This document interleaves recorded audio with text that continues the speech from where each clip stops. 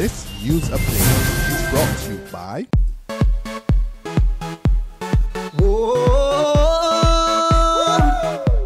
I'm happy. Now I'm gonna take my time. I'm happy. Enjoying myself with lime. I'm happy. Escape from reality. Yay! And let lime take care of me. We're just happy and smiling. Doing almost anything. Having fun and just living. Shopping, chilling, everything. Get happy with Barbados' largest and fastest 4G network. Activate any Lime prepaid or postpaid mobile plan today.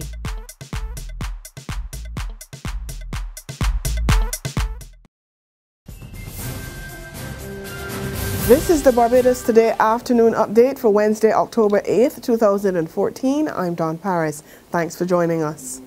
Barbados won't be going to the IMF right now, Finance Minister Chris Sinckler says. At this stage, there's no decision by government to enter a formal arrangement with the International Monetary Fund. But on the heels of last week's routine visit by a team from the Washington-based institution, Sinckler tells Barbados Today that the island remains open to its technical support and advice.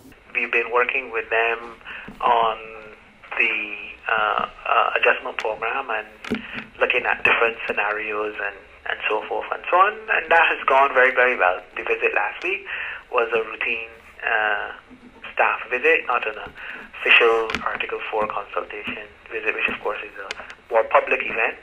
This was a routine staff visit, which we invited them and we have worked with them on. They were last year, I believe, in April, and April, May, and they came back again last week. So to the extent that is the case, we will continue to work with them on areas that we believe they could lend valuable assistance, but no decision on any formal program in the terms of an adjustment program with the fund. Meantime, the University of the West Indies Guild of Students is seeking answers from Sinckler and the Minister of Education. Guild President Damani Paris wants to know whether there's any truth to media reports that the government may not have the money to provide 3,000 bursaries to University of the West Indies students. He says the students' body is concerned about the reports and he can't give any assurances to the students if the Guild does not have the necessary information. Paris again called for the Guild to be treated as an equal partner in this regard. He says if the bursaries are really coming, the Frundle Stewart administration should expedite the process so that students can focus on their upcoming midterm exams instead of their financial status. Barbadians have been expressing their views on the sacking of Jeff Miller, the Chief Executive Officer of the Barbados Cricket Association. The BCA is trying to put its house back in order after it decided to fire Miller on the heels of a Barbados Today report that he was convicted of second-degree fraud in the United States. He's currently on 12 years probation for the crime. Barbadians had mixed views on the issue. I feel that every boy should get a chance. I guess can hire man get so. I know the background the man.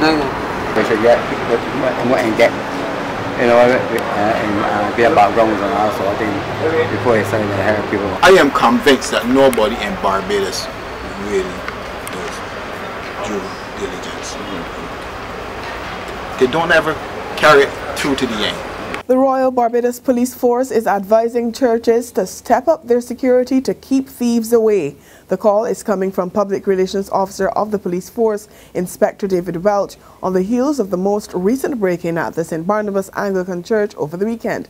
The number of reports of sacrilege are on par with last year, with 11 cases so far this year, compared to 12 for the same period in 2013.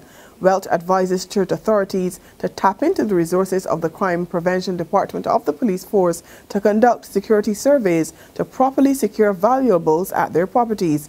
He's getting strong backing from the head of the Barbados Christian Council, Monsignor Vincent Blackett, and Reverend John Rogers of the St. Luke's Anglican Church. They both suggest churches should take precautions, including installing security systems. There's regional and international news after this short break. Hi, I'm Red Plastic Bag. Anyone who knows me knows I don't like cold.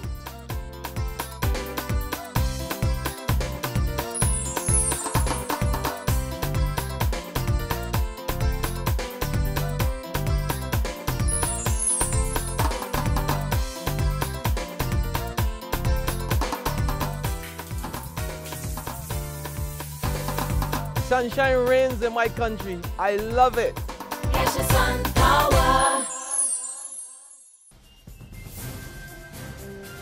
In sports now, a blistering unbeaten 100 from Marlon Samuels propelled the West Indies to an impressive 321 for 6 of their 50 overs in the opening one-day international against India.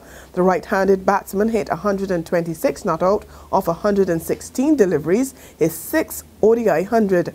Samuels stroked 11 fours and 4 sixes to post 165 for the 4th wicket with Dinesh Ramdin, who made 61. The Indians are currently at the crease with their reply. Score up to news time was 138 for 6. We continue with news that the death of former Haitian President Jean-Claude Baby Doc Duvalier has not stopped the UN from insisting that legal proceedings and investigations against individuals associated with him should continue. In fact, the UN Human Rights Office says it's essential that the probe continues. Duvalier died last weekend of a heart attack. A spokesperson for the Office of the UN High Commissioner for Human Rights said, while all the crimes were obviously not committed by Duvalier himself, it was imperative that the perpetrators of all abuses be brought to trial. Further afield, Liberian Thomas Eric Duncan, the first Ebola patient diagnosed in the U.S., has died.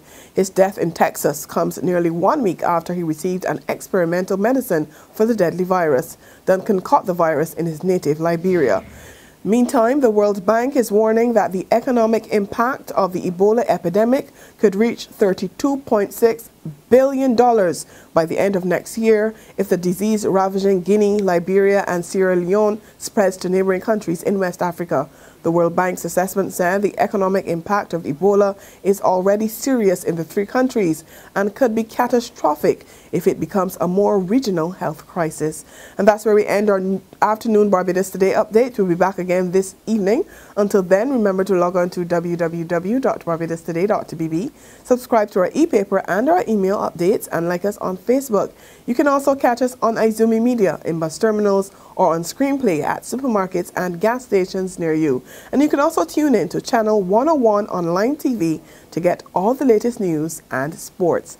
I'm Dawn Paris. Have a wonderful day and do join us again this evening. This news update is brought to you by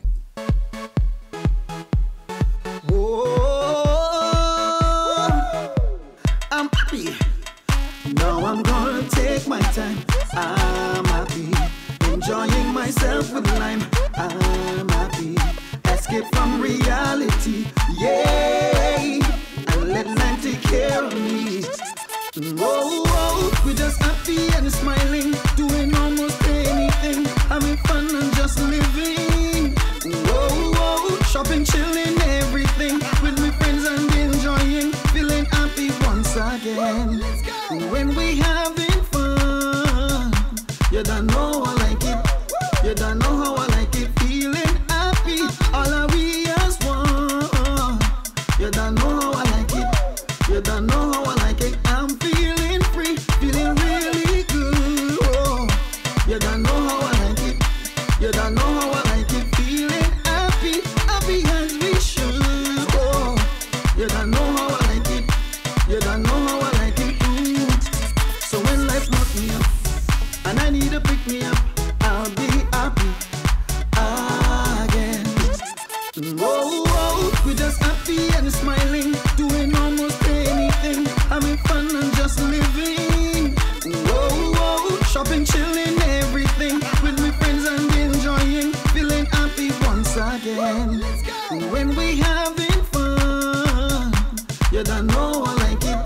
You don't know how I like it. Feeling happy, all of we as one. You don't know how I like it. Get happy with Barbados' largest and fastest 4G network. Activate any line prepaid or postpaid mobile plan today.